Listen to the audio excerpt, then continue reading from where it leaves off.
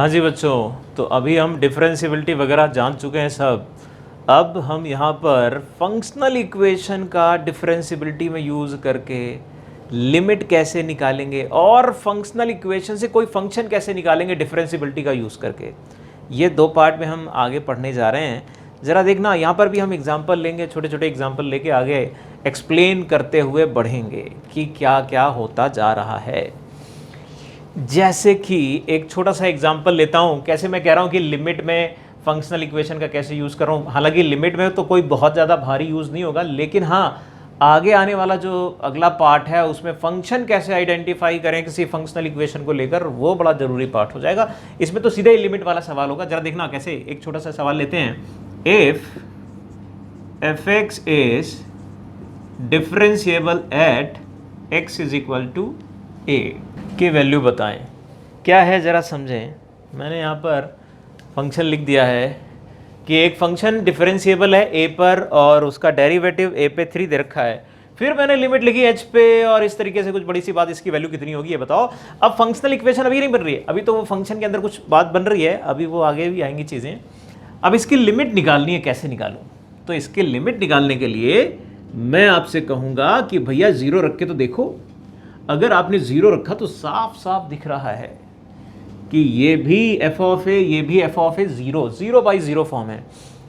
तो इसको करने का तो दो तरीका बनता है, एक कि मैं डेरिवेटिव ले लूँ, दूसरा डेरिवेटिव की डेफिनीशन लगा दूँ, जो मैंने डिफरेंशियबिलिटी में सीखी कि एफ डैश ए क्या होता है, उसकी डेफिनीशन लगाएं तो फिर क्या बात बनेगी, उससे ये बात बनाई जा सकती है। मैं जरा एल हॉस्पिटल लगाता हूँ, 0 बाई 0 है अगर, तो एल हॉस्पिटल लगाओ, लिमिट एच टेंस टू 0। अब यहाँ पर जो आप लोग गलती कर जाते हो कई बार, कंफ्यूज करने में भी, यहाँ पर कई बार x दिया होता है और h भी दिया होता है, आप x के रेस्पेक्ट में डेरिवेटिव ले लेते हो। आपको डेरिवेटिव लेना है केवल और केवल उस फंक्शन के रेस्पेक्ट में जिस पे लिमिट लगी है।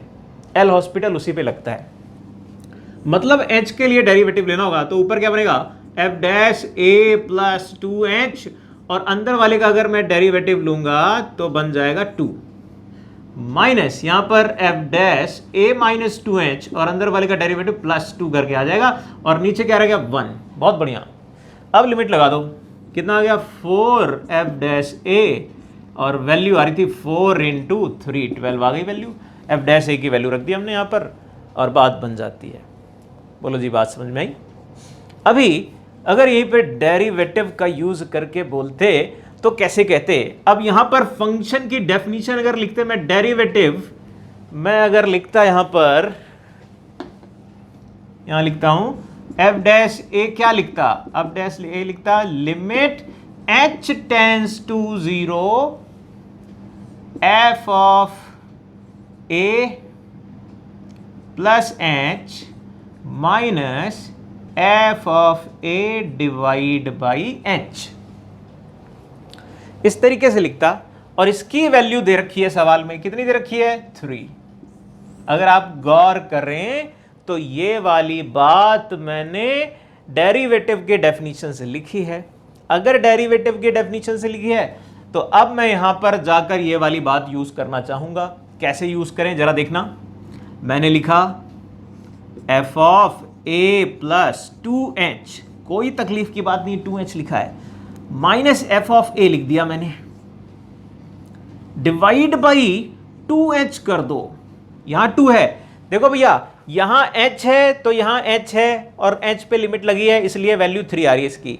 लेकिन अगर यहां 2h है तो नीचे 2h कर दिया, कंपनसेट करने के लिए यहां पर 2 ले लिया। सेकेंड वाले पार्ट को भी देखो, सेकेंड वाला पार्ट क्या आएगा, F of A minus 2h minus F of A divide by h। बोलो जी, ये वाली बात मैंने यहां लिख दी। अब यहां पर मैंने 2 ले लिया, लेकिन यहां माइनस 2h है तो माइनस लगाओ तो यहां फिर प्लस करोगे और 2 ले लोगे। जरा चेक करो, ये पूरी लिमिट मैंने डेरिवेटिव को केयर करते हुए लिख दी। ये एक तरीका तो सवाल कंप्लीट हो गया था, अब मैं दूसरे तरीके से जा रहा हूं, तब मैं ऐसा लिख रहा हूं। और ऐसा करने से आपको दिख गया होगा ये भी एफ डैश ए लिखा है और ये भी एफ डैश ए ही लिखा है, यानी 4 एफ डैश ए की वैल्यू फिर से आ गई 4 इंटू 3 12। बोलो जी, भेजे में गई होगी बात मेरे ख्याल से। जो मैंने दोनों तरीके बताए, एप्लीकेशन ऑफ यहाँ पर डेरिवेटिव जो हमने लिया है, जो हमने डिफरेंशियबिलिटी की डेफिनेशन लगाई है, उससे भी कर सकते हैं, एल हॉस्पिटल लगाएंगे तो उससे भी कर सकते हैं। फिलहाल ये कन्वीनियंट है कि डेरिवेटिव लेकर सीधे सीधे बात बन जाती है। ठीक, एक और सवाल लेते हैं, बात को और अच्छे से क्लियर करते हैं। लाओ भी एक और देखना जरा, एक और सवाल लिया मैंने इस बार, लगभग वैसे ही सवाल है। एफ डैश ए पे 1/4 वैल्यू दे रखी है, फिर से वही बात है, फिर मैं चेक करूंगा भैया नीचे 0 आ रहा है, ऊपर h की जगह 0 रखो, फिर से 0 आ रहा है, 0/0 फॉर्म है, मतलब मुझे एल हॉस्पिटल लगाना है। तो मैं डेरिवेटिव लेता हूं ऊपर नीचे अलग अलग। ऊपर वाले का derivative 4h into f dash a plus 2h², chain rule से मैंने डेरिवेटिव लिखा, और ऐसे ही आगे बढ़ेंगे तो यहां पर माइनस प्लस हो जाएगा, 4h F dash A minus 2h² divide by 2h करके आ जाएगा। ध्यान से देखें तो h तो कैंसिल होता नजर आ रहा है ऊपर नीचे से, और उसके बाद भी अगर लिमिट लगा दें तो बची 4 एफ डैश ए। लो भैया वैल्यू आ गई 1। कितना आसान है, कितना आसान है। अब इसको वो डेरिवेटिव के डेफिनेशन से करें तब भी हो जाएगा, जैसे मैंने पिछला वाला बताया। अभी मैं नहीं बता रहा, ये अपने आप खोपड़ी चलाओ और देखो होता है क्या। थोड़ा सा इसी सवाल को अलग एंगल में ले जाकर अगला सवाल आ रहा है, देखना जरा। लाओ भाई देखना जरा, एक और सवाल आया। एफ डैश 2 की वैल्यू 4 दे रखी है, मतलब 2 पे डिफरेंशिएबल है, और फिर लिमिट की वैल्यू निकालनी है। अब यहाँ पर तो साइन भी है, टैन भी है, एच वगैरह लिखा है। अभी तो 0 नीचे दिख रहा है, ऊपर भी 0 दिख रहा है, 0/0 फॉर्म है, डेरिवेटिव ले सकते हो, लेकिन थोड़ा सा समझदारी दिखाओ। क्या कि साइन एच है अगर यहाँ पर, तो मैंने इसको एच से ले लिया डिवाइड, और एच से डिवाइड कर दिया। क्यों? क्योंकि ऐसा करने से ये तो डिफाइंड हो गया और यहाँ क्यूब आ गया। इनकी लिमिट तो आ जाएगी 1 1, बाकी की लिमिट अलग से पता कर लेते हैं। अब मैं यहाँ पर 0/0 फॉर्म देखते हुए आगे बढ़ जाता हूँ, 0/0 फॉर्म देखते हुए आगे बढ़ जाता हूँ। तो अब जरा बताओ, F dash 2 plus H minus F dash 2 plus sine H into बाहर चला जाएगा कॉस एच। मेरे ख्याल से ये समझ में आ रहा होगा। और नीचे आ गया h³ का डेरिवेटिव 3h²। ये बात समझ में आई होगी, मैंने चेन रूल लिया, डेरिवेटिव लिया। इतना करने के बाद भी फिर से अगर आप देखो नीचे 0, ऊपर कितना आ रहा है, ऊपर देखो भैया एफ डैश 2 और यहाँ माइनस एफ डैश 2 आ रहा है, वो तो 1 हो जाएगा, यानी कि फिर से 0/0। मतलब दोबारा रिपीट करने की जरूरत करो, बिंदास तरीके से, बिना डरे आगे बढ़ो, आगे बढ़ो विद्यार्थी, आगे बढ़ो।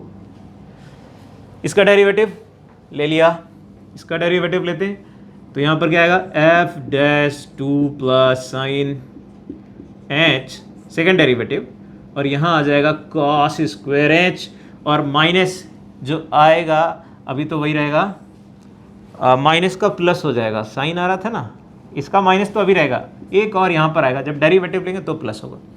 तो अभी जरा यहाँ पर देखना, अब इसका डेरिवेटिव प्रोडक्ट रूल लगा रहे हैं तो क्या लिख देंगे, यहाँ प्लस कर देंगे और आ जाएगा बाहर साइन एच इसका डेरिवेटिव, और सेकेंड वाले को एज सच लिख दिया 2 प्लस साइन एच।